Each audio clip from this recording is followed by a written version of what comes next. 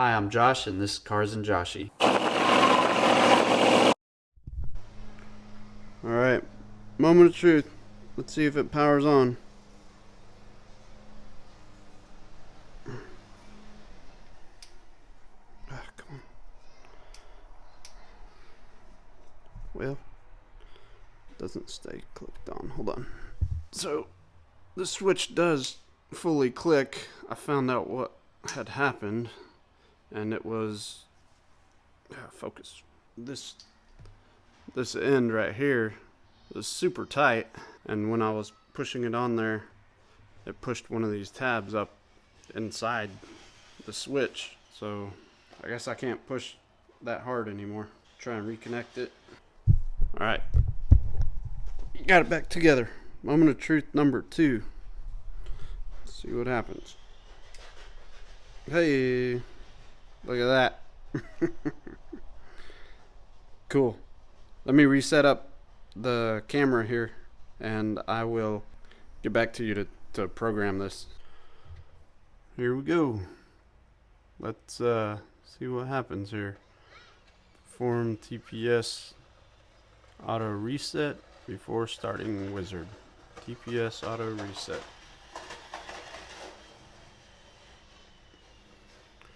Man, I need a better camera setup, because I can't show you me doing this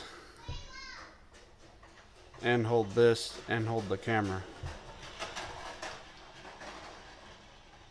So think about how I want to do this. Alright, I'm just gonna do it like this. I'll hit OK. Okay, TPS auto reset. Make sure ignition is on and engine is not started. Start. Slowly depress pedal to the floor, then slowly release. Do this twice. So, to the floor, release. To the floor, release.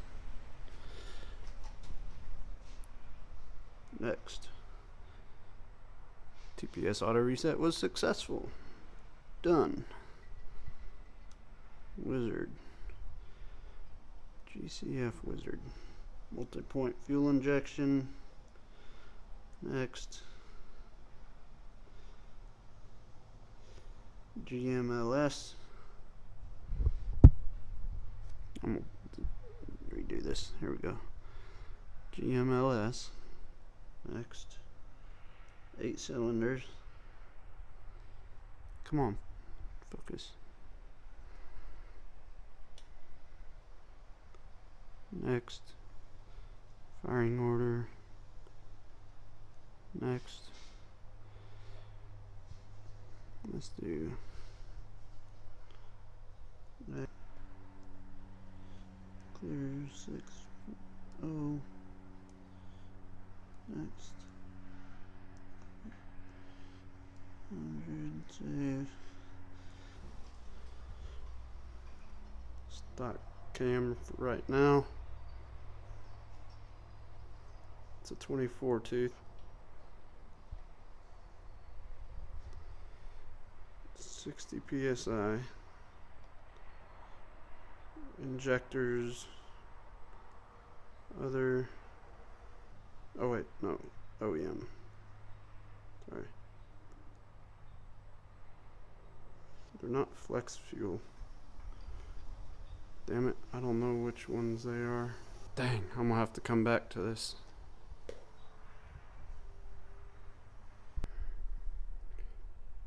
Google is telling me LQ9 is 17113698.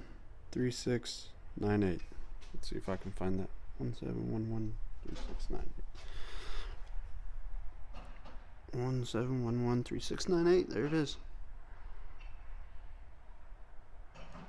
These ones. Let's go with 1 bar. Not drive by wire. Hold on. Nope. That. No. Start.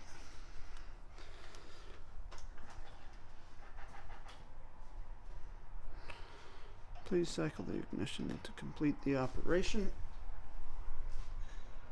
Off. On.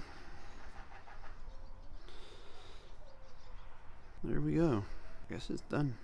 I just used the Holley 1 bar setting, even though it's not really Holley, it's the GM factory map sensor. I looked up the part number that was on there, and it said it was a 1 bar, so I just picked the Holley one.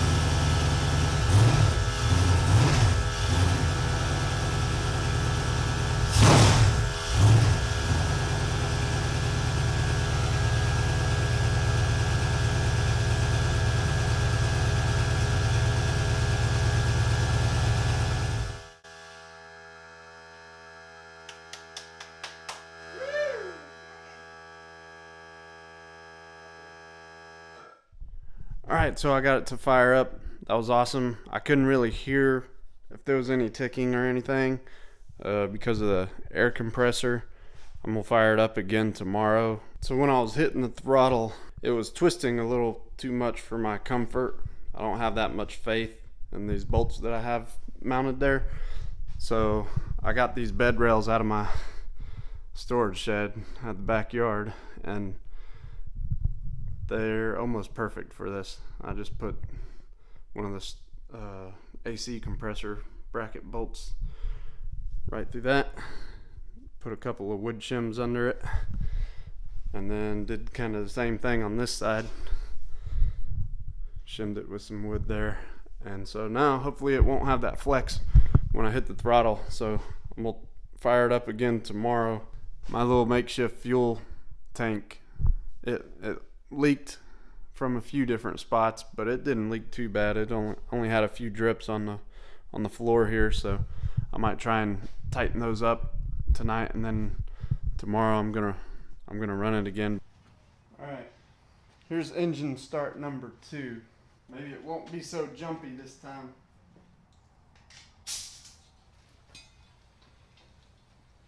Ignition on.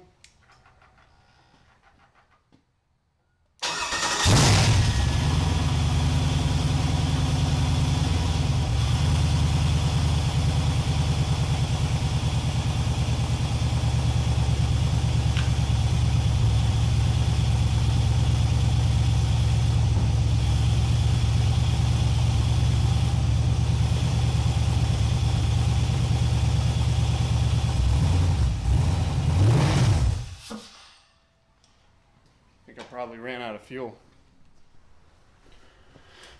All right, y'all. 3rd time's a charm.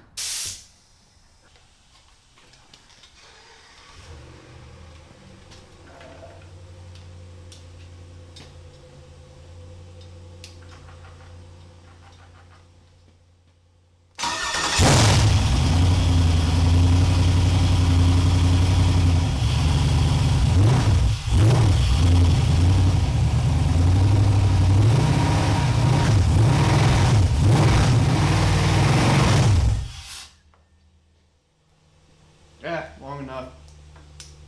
Don't take long to go through that. Man.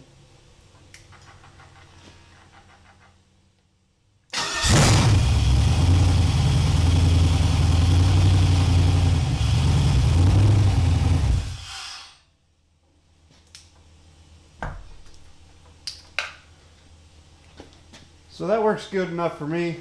I don't hear any knocking. Nothing that concerns me. I think we're good with as far as the motor itself. So I'm gonna call it good, and I'm gonna go ahead and start tearing it back down now and doing a deep clean on it. Cam swap everything, build the motor from here.